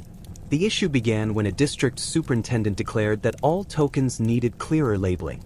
Some locomotives had taken the wrong tokens on foggy days, leading to minor confusion and one surprisingly poetic official description. Train hesitated, reconsidered path, reversed gently. So, naturally, a committee formed. Because Victorians adored committees the way bees adore flowers. One clerk insisted that tokens should be labeled in bold capitals. Another insisted lowercase letters were more aesthetically gentle. A third proposed decorative serifs to elevate railway dignity. The debate spiraled until someone suggested color-coding the brass, a suggestion immediately rejected on the grounds that colors encourage frivolity. After 11 meetings, 27 pots of tea, and at least one emotional breakdown involving a spilled ink bottle, the decision was made to keep the labels exactly as they were, but with a new ledger specifying how labels should not be changed. Victorian progress often worked this way. Lots of movement, very little arrival. Let's shuffle softly toward the stationmasters caught in this paperwork crossfire. Thomas Wexford, for instance, spent half his career updating documents that no one read. His desk contained stacks of reports detailing token exchanges. Every entry was painfully detailed. Token passed from driver to stationmaster at 4:02 p.m. Token accepted. Token inspected. Token deemed suitable. The word token appeared so frequently in his ledgers that it began to lose meaning, becoming a kind of gentle background hum. Thomas once jokingly told a colleague he dreamed in brass circles. The colleague misinterpreted this as a medical concern and sent him unsolicited pamphlets on sleep hygiene. The bureaucracy demanded everything. Patience, handwriting precision. It also demanded emotional resilience, because every letter from headquarters had the uncanny ability to sound deeply disappointed. Stationmasters were constantly reminded to maintain proper token procedures, as though they weren't already doing so with the solemnity of monks guarding sacred scrolls. Let's drift toward the softer, subtler disasters. A very common one involved timetables. Victorian timetables were notoriously unreliable. Not because trains were particularly late, though they could be, but because the timetables themselves often contradicted other timetables. One might list the 3:18 as arriving at 3:22. Another might list it as 3:16. A third might not list it at all, possibly because the clerk who compiled that timetable sneezed at the wrong moment and skipped the line entirely. Stationmasters compensated by developing an intuitive sense of train moods. If one train was late, it was probably because the driver stopped to refill his tea tin. If another was early, it was likely because the fireman had a romantic reason to end his shift sooner. And if a goods train appeared unexpectedly, well, that was simply a Tuesday.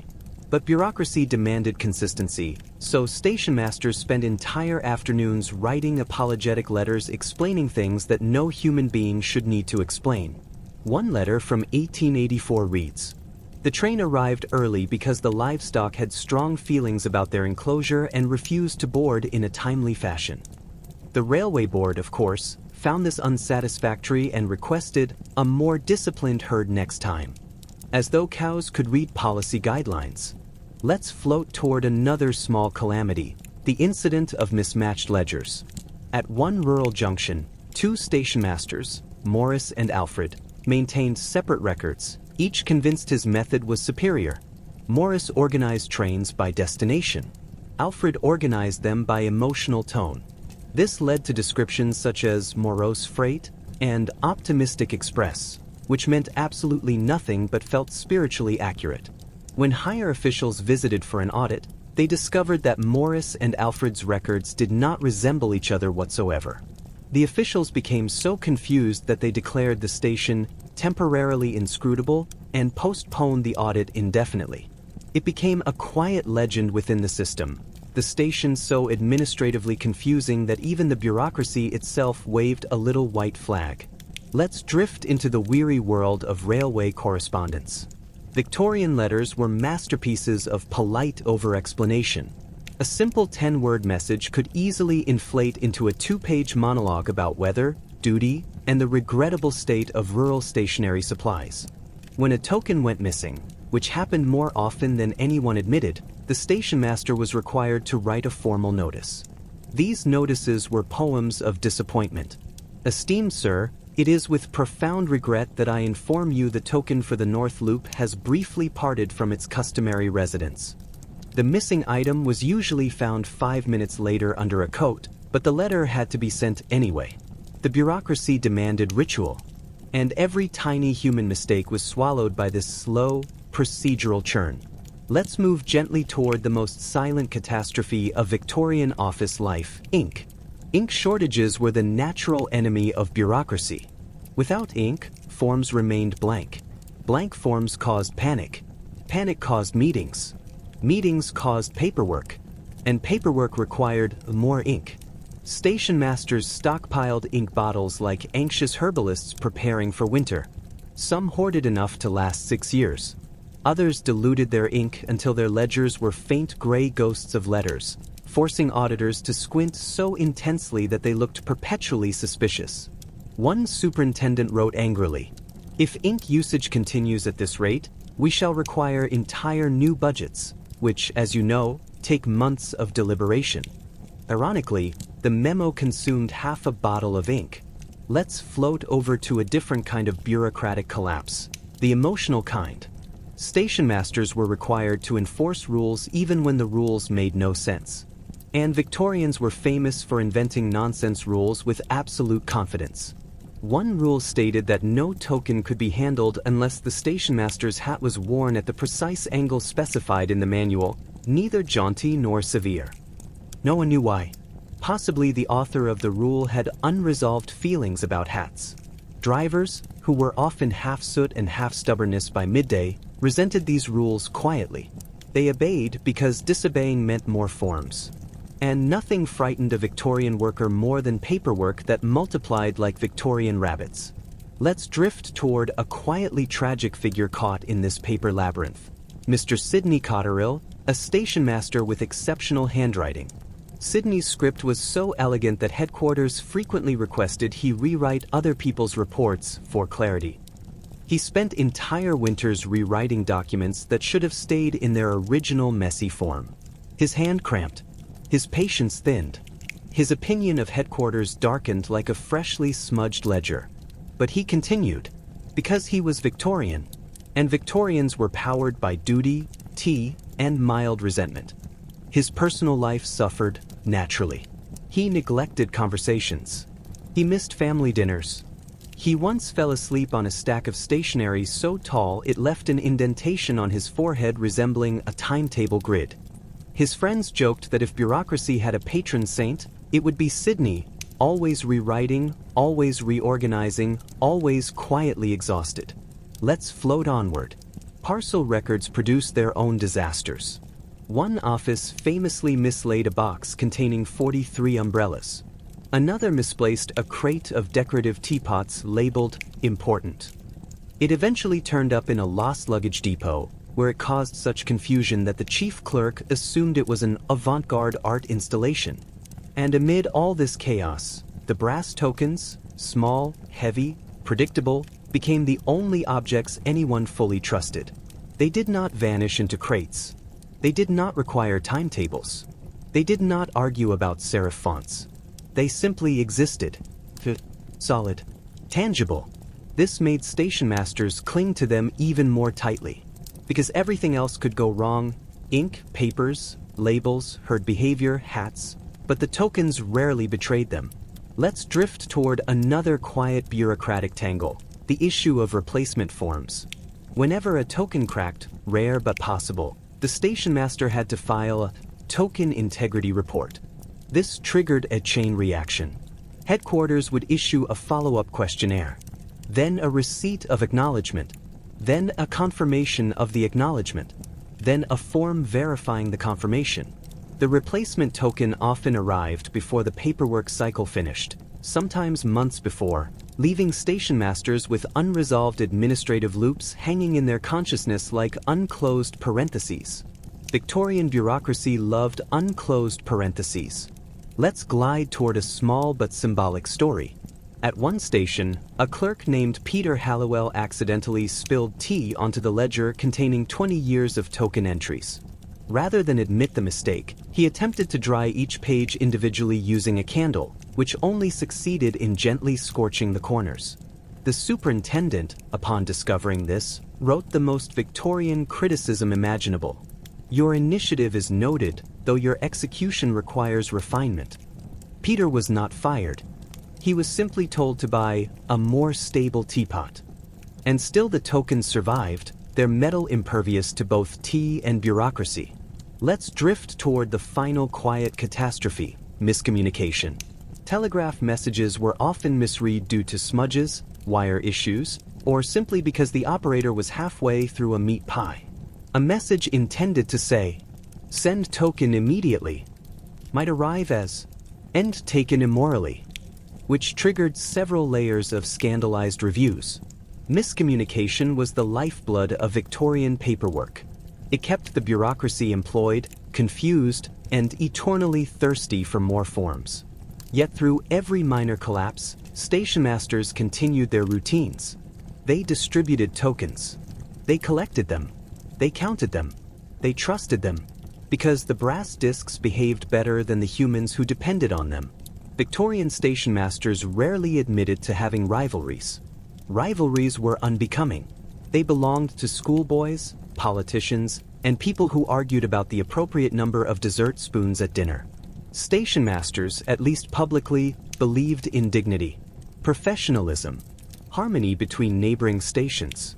Privately, however, many of them nursed resentments so gentle and slow-burning that they barely qualified as emotions. More like faint preferences with a hint of irritation. And almost always, tokens were involved. Let's drift toward one of the more muted rivalries. The case of Greenwood versus Harrowby, two stationmasters whose conflict was so subtle that their wives didn't notice for 12 years. Greenwood ran a small station tucked between two hills known mainly for producing sheep, fog, and more fog.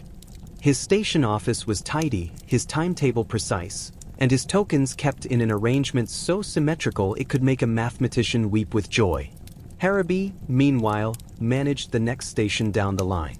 His office was equally tidy, but his system of token management was entirely different. He favored what he called dynamic organization, which meant he moved things constantly and pretended this was intentional. Their rivalry began with a misunderstanding involving a passing loop token that had been slightly scuffed on one edge. Greenwood insisted the scratch was old. Harrowby swore, politely, that it was new. Neither was willing to admit defeat, but neither wanted to escalate the matter to actual conflict. So they simply allowed the disagreement to ferment quietly. For 11 years. Their conversations afterward had a distinct tone. Courteous. And filled with the kind of forced politeness that suggested both men were silently narrating their grievances in their heads. It never erupted. It never faded. It simply hovered over their professional interactions like a small rain cloud that refused to move on. Let's drift to another kind of rivalry, one that grew not out of disagreement but out of admiration gone slightly sour. Elias Turner, stationmaster at the Alderford Junction, was widely admired across the line for his impeccable record. No missed trains. No misplaced tokens. Not even a timetable smudge. His mustache, colleagues noted, was always the exact same length, as though trimmed by celestial intervention. Elias didn't try to inspire jealousy. He simply existed, and his existence annoyed several stationmasters who felt they themselves were doing a perfectly reasonable job. Particularly irritated was Patrick Rushton, a man whose filing system involved multiple piles labeled to be sorted that never, in fact, were sorted. Patrick believed he was a competent stationmaster until he met Elias, whose token handling technique was so smooth it resembled a magic trick. Patrick began copying him. The token handoff. Even the way Elias nodded to drivers with a slow, philosophical air. It didn't work. Patrick's hat kept slipping down. His tokens clattered noisily. His attempts at serene nodding looked more like he was falling asleep standing up. Drivers pretended not to notice. But the rivalry remained, soft, understated, and carefully unspoken. Let's float to a gentler tension. The competition of neatness, a social sport among stationmasters that was taken far more seriously than anyone wished to admit. Victorians had strong feelings about tidiness. After all, a cluttered desk was often interpreted as moral decay.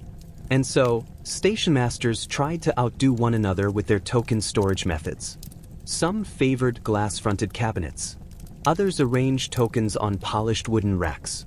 One especially ambitious stationmaster, Julian Pepperdine, commissioned a velvet-lined drawer with gold lettering, even though gold lettering was only allowed for official signage and birthdays of significant railway founders. Julian's drawer became famous. Drivers admired it. Inspectors complimented it. Even the vicar from the nearby parish mentioned it approvingly during a sermon on earthly order and heavenly peace.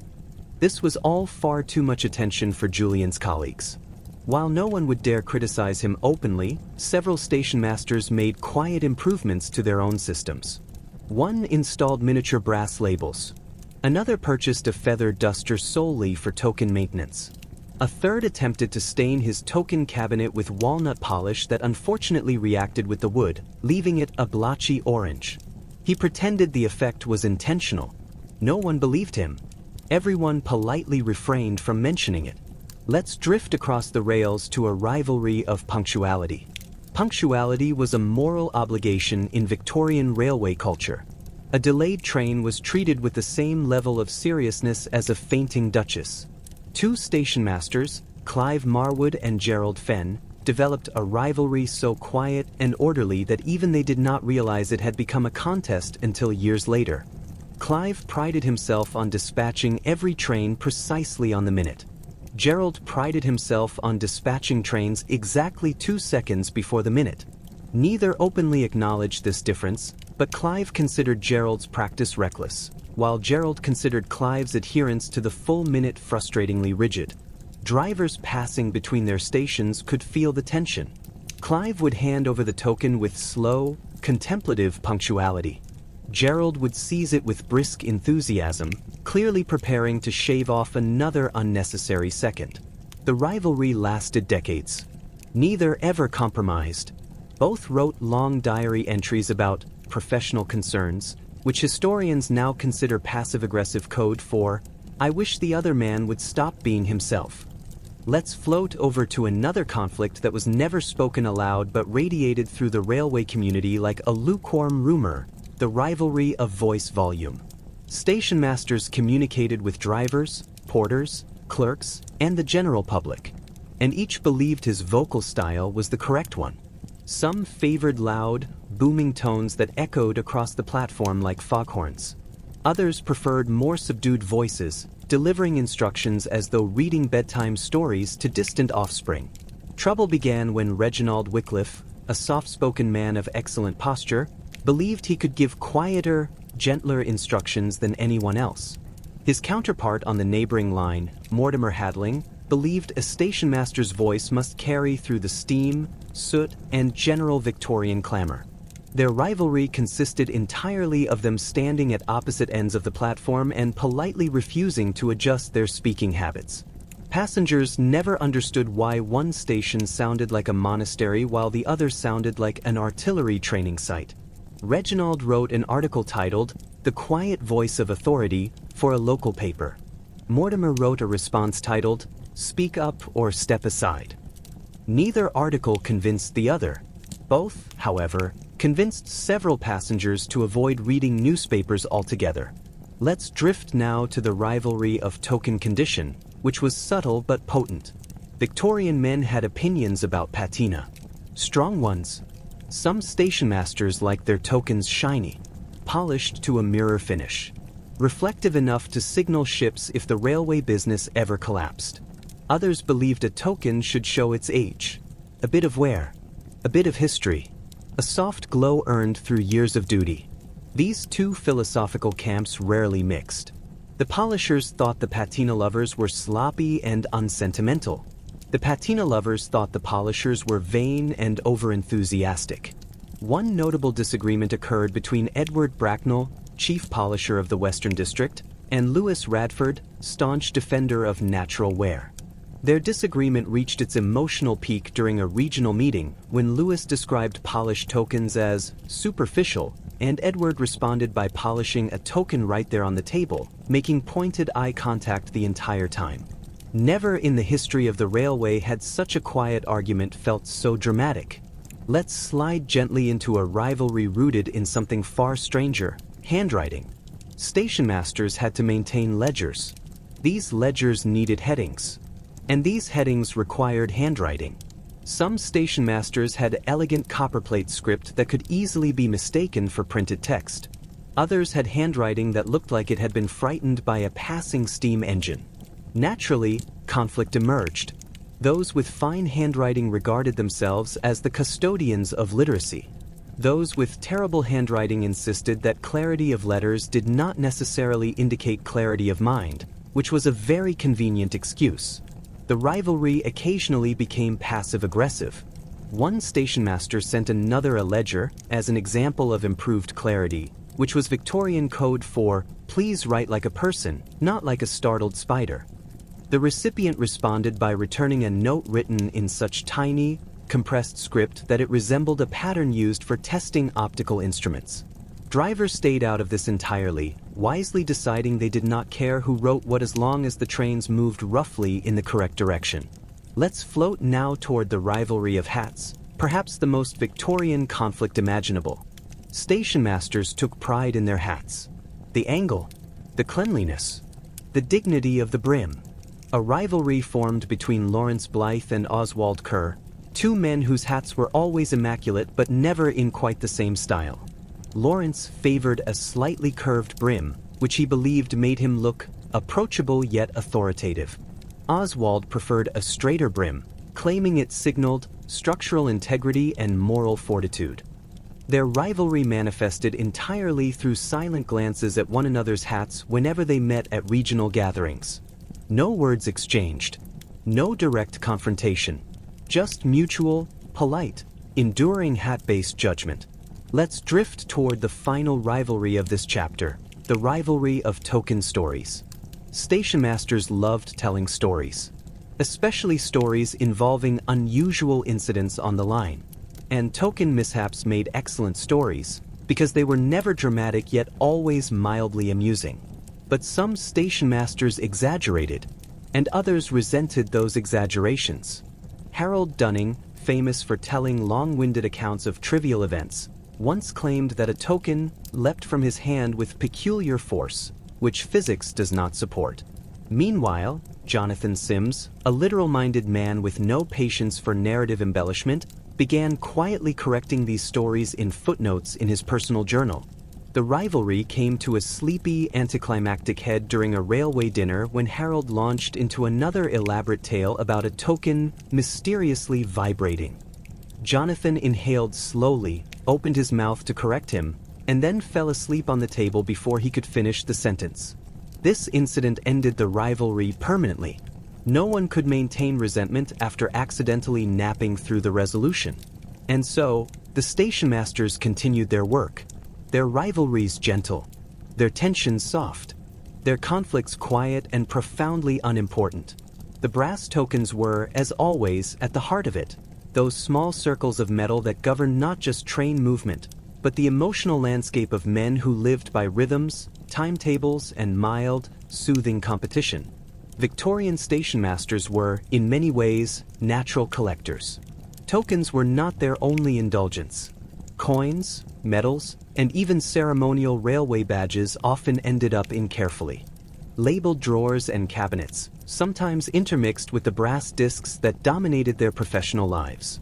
This, of course, made for offices that looked like a cross between a small museum and a slightly cluttered hoarder's den. Let's drift gently into the story of Reginald Pemberton, a stationmaster whose obsession with coinage bordered on the ceremonial. Reginald kept every coin he ever handled. Not out of greed, but out of ritual. Victorian stationmasters were careful with money in the first place. They had to manage fares, pay porters, handle tickets, and Reginald extended this responsibility to a level most modern humans would describe as mildly excessive. Each coin in Reginald's possession was cleaned, catalogued, and stored according to size, weight, and origin. Foreign coins fascinated him especially, though he had a remarkable tendency to misidentify them. A Spanish peseta might be labeled as French simply because it looked vaguely continental. To him, this was irrelevant. The point was care, order, and the quiet joy of touch. Reginald also had medals. Not the military sort, though occasionally he acquired one by accident when a retired sergeant decided his railway services deserved recognition. No, Reginald preferred commemorative medals. Tokens from opening ceremonies, miniature brass plates marking anniversaries, small discs awarded for punctuality in other counties. Every item was catalogued with meticulous handwriting. Each entry included a date, a description, and an emotional note. A single medal might be annotated, purchased by local council in honor of East Bridge Line centenary. Displayed proudly on shelf 3. Handles with care, some wear on edges. The emotional notes were what made his collection distinct.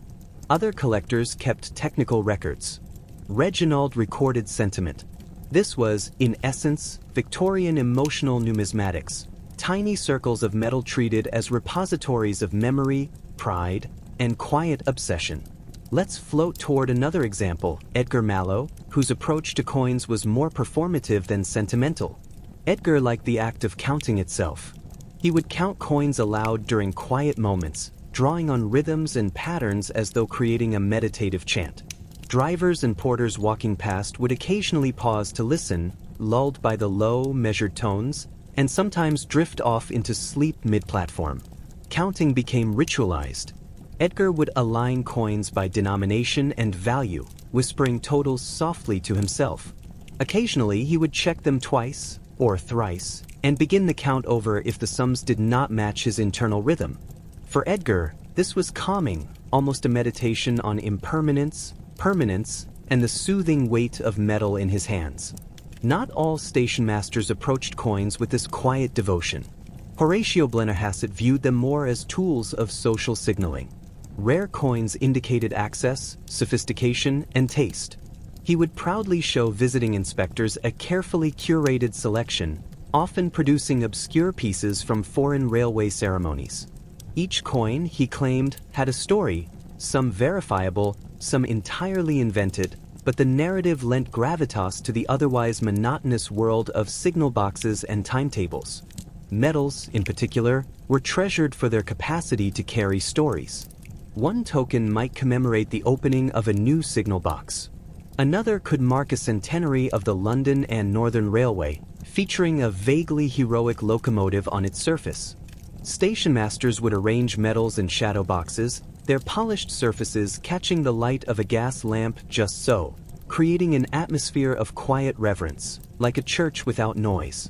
Let's drift toward Frederick Cawthorne, a stationmaster who took obsessive cataloging to a structural extreme. He had cabinets with slots custom-made for each coin, each medal, each token. Labels were handwritten in elegant cursive, often with references to when the object was first seen in service, who handled it, and its relative value to other items in the collection. Frederick once spent 3 consecutive evenings reorganizing a drawer because he decided the coins were emotionally misaligned. This, unsurprisingly, inspired a mild sigh from his assistant, who had the patience of a saint and the ability to fade into furniture when needed. Collectors of this sort often faced a subtle social challenge. Their obsessions were recognized as eccentric but harmless, and the brass tokens or medals rarely caused friction outside minor domestic misunderstandings. Wives and children occasionally voiced gentle disapproval, but generally, these habits were tolerated as long as the house was tidy, the train schedule maintained, and the coins not used to scratch other surfaces. Let's float gently toward the quieter obsessions. Some stationmasters viewed coins and medals as companions. In rural stations where passengers arrived infrequently, these small metal objects were quiet friends. Polishing a coin, sliding it back into a velvet slot, or counting medals became the gentle pulse of life at a remote line. There was comfort in repetition, reassurance in symmetry, and a mild thrill in knowing that each piece was exactly where it should be. And of course, the tokens remained central. Coins and medals were distractions, supplements, rituals that extended the same obsessions that the brass tokens had cultivated for decades. Some collectors would even arrange coins alongside tokens, creating elaborate displays of intersecting priorities, operational responsibility meeting personal devotion. Not all behavior was benign. A few station masters became overly protective of medals and coins, sometimes refusing to let anyone handle them, even other staff. This occasionally led to minor administrative friction. A driver needing a token might also need a small coin to pay for a good service, and the station master's refusal to permit access caused the faintest ripple in the orderly rhythm of railway life. These incidents rarely escalated, but they produced gentle sighs and whispered discussions among the staff, like the faint background hum of an old station engine. One particularly meticulous collector, Leonard Forsyth, wrote long notes comparing the visual designs of medals.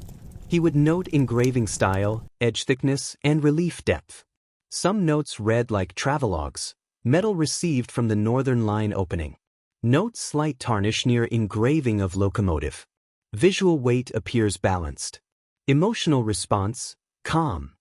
Leonard's collection inspired mild envy. Not because it was particularly valuable, but because it represented a mastery of small, ordered details that many station masters admired quietly while tending to other responsibilities. And for Leonard, the act of cataloging provided a soothing rhythm, a repetitive, low-stakes exercise that mirrored the predictable passage of trains across his lines.